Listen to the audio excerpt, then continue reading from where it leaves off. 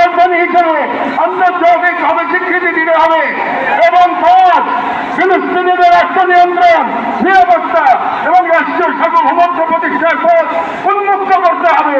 কারণ এই মুহূর্তে বিশ্ব ব্যবস্থা যে ন্যায়ের মুখোশ পড়ে আছে, গাজা ধ্বংসস্তূপে সেই মুখোশ খসে পড়েছে। আমাদের দ্বিতীয় দাবিগুলো মুসলিম উম্মার নেতৃবৃন্দের প্রতি। যেহেতু আমরা বিশ্বাস করি ফিলিস্তিন কেবল একটি ভূখণ্ড নয়, এটি মুসলিম উম্মার আত্মপরিচয়ের অংশ এবং গাজা এখন কেবল একটি যুদ্ধবিধ্বস্ত শহর নয়, এটি আমাদের সম্মিলিত ব্যর্থতার বেদনাদায়ক প্রতিচ্ছবি। এবং উম্মার প্রতিটি সদস্য, প্রতিটি রাষ্ট্র এবং প্রতিটি নেতৃত্বের অর্পিত সেই আমানত যে আল্লাহ প্রদত্ত ভ্রাতৃত্ব ও দায়িত্বের সূত্রে আবদ্ধ। এবং ইসরায়েল একটি অবৈধ জঘন্য গণহত্যাকারী রাষ্ট্র, যা মুসলিমদের প্রথম কিবলা ও একটা পুরো জনগোষ্ঠীর অস্তিত্ব নিশ্চিহ্ন করতে সর্বশক্তি নিয়োগ করেছে।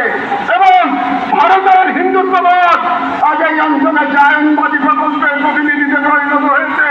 মুসলমানদের বিরুদ্ধে সুপরিকল্পিত দমন নির্যাতন চালিয়ে যাচ্ছে এবং ভারতের সম্প্রতি অর্থ সম্পত্তি আইনে হস্তক্ষেপের মাধ্যমে মুসলিমদের ধর্মীয় ঐতিহাসিক অধিকার ধারণ করা হয়েছে, যা উম্মার জন্য একটি স্পষ্ট সতর্কবার্তা।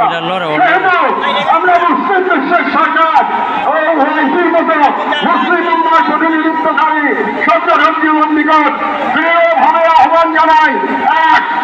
ইসরায়েলের সাথে অর্থনৈতিক, সামরিক ও কূটনৈতিক সকল সম্পর্ক অবিলম্বে ছিন্ন করতে হবে। 2. জায়নবাদী রাষ্ট্রের বিরুদ্ধে বাণিজ্যিক অবরোধ ও নিষেধাজ্ঞা আরোপ করতে হবে। 3. গাজার মুসলিম জনগণের পাশে চিকিৎসা, খাদ্য, আবাসন ও প্রতিরক্ষা সহযোগিতা সহ সর্বাত্মক সহযোগিতা নিয়ে দাঁড়াতে হবে। 4. আন্তর্জাতিক পর্যায়ে ইসরায়েলকে একঘরে করতে সক্রিয় কূটনৈতিক অভিযান শুরু করতে হবে। এবং 5. জায়নবাদের দোষর ভারতের হিন্দুত্ববাদী শাসনের অধীনে মুসলিমদের অধিকার হরণ, বিশেষ করে অর্থ আইনে হস্তক্ষেপের মতো রাষ্ট্রীয় আগ্রাসনের বিরুদ্ধে ওআইসি ও মুসলিম রাষ্ট্রসমূহগুলোকে দৃঢ় প্রতিবাদ ও কার্যকর কূটনৈতিক অবস্থান নিতে হবে। কারণ গাজার রক্ত প্রবাহে আমরা লজ্জিত হওয়ার আগেই গাজার পাশে দাঁড়ানোই উম্মার জন্য সম্মানের একমাত্র পথ। এবং যে নেতৃত্ব আজ নীরব কাল ইতিহাসের কাঠগড়ায় দাঁড়াতে বাধ্য হবে। আমাদের তৃতীয় দাবিগুলি বাংলাদেশ সরকারের প্রতি। যেহেতু বাংলাদেশ একটি মুসলিম সংখ্যাগরিষ্ঠ রাষ্ট্র, যার স্বাধীনতা সংগ্রামের ভিত্তিতে নিহিত রয়েছে অন্যায় অবিচারের বিরুদ্ধে প্রতিরোধের চেতনা। এবং আমরা বিশ্বাস করি ফিলিস্তিনের প্রশ্নে বাংলাদেশ কেবল মানবতার নয়, ইমানের পক্ষেও এক ঐতিহাসিক অবস্থানে রয়েছে। এবং একটি গণতান্ত্রিক রাষ্ট্র হিসেবে সরকারের দায়িত্ব জনগণের ইমানি ও নৈতিক আকাঙ্ক্ষার প্রতি শ্রদ্ধা রাখা। এবং বাংলাদেশের জনগণ গাজার পাশে থাকার অঙ্গীকার করেছে, তাই রাষ্ট্রীয় পর্যায়ে নীরবতা এই জন আকাঙ্ক্ষার প্রতি অবজ্ঞার সামিল। সেহেতু আমরা বাংলাদেশ সরকারের প্রতি দৃঢ়ভাবে আহ্বান জানাই। 1. বাংলাদেশি পাসপোর্টে এক্সেপ্ট ইসরায়েল শর্ত পুনর্বহাল করতে হবে।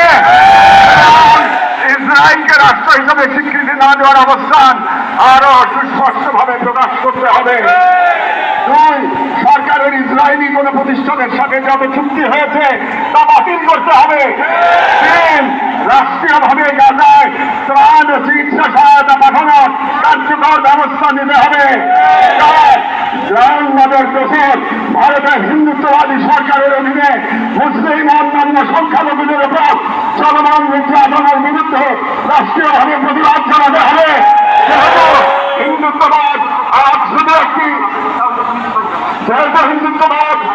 শুধু একটি স্থানীয় মতবাদ নয়, বরং আন্তর্জাতিক জায়নিস্ট ব্লকের অন্যতম দোষর। 6.